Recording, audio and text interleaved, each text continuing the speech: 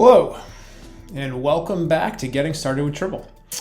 So far in our series, we have looked at loading in sources, one-off documents, Word documents, PDFs, Excel files.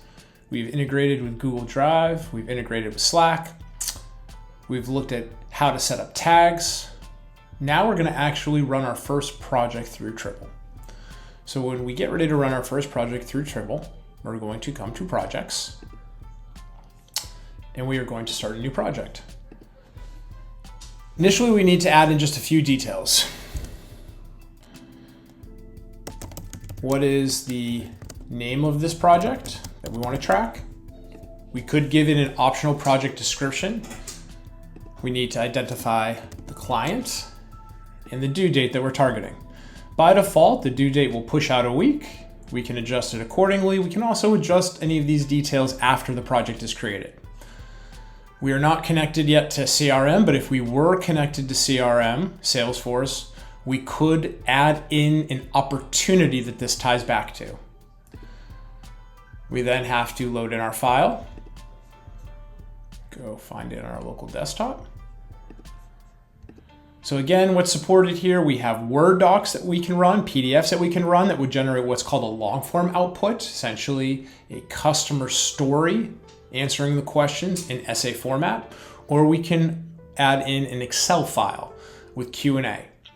In addition, you could add in more files if you receive an executive summary, a cover letter, any type of insight that might help support completing this RFP that is unique to this specific proposal.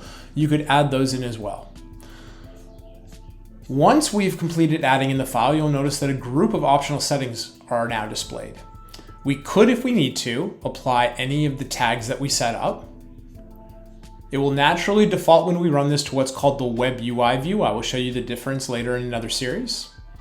We also have the ability to choose specific lengths that we might want the answers to follow. Could generate answers with just yes, no. We support over 60 languages, so we could ask the output to be in another language. And then we could also put in what are called custom instructions.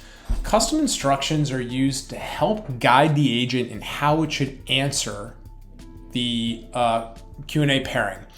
You can do things here like certain tones you want, certain styles, different formatting that you'd like. For instance, start with a simple sentence to answer the question and then elaborate below. So this is really where you're prompting the agent to follow some specific instructions of how you want it to consider the answers that it generates.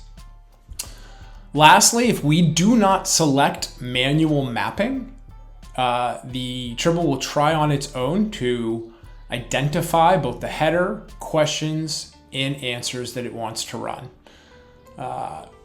That's going to conclude this series. Next, we will walk through how to manually map as well as how to use the advanced mapping. Thank you.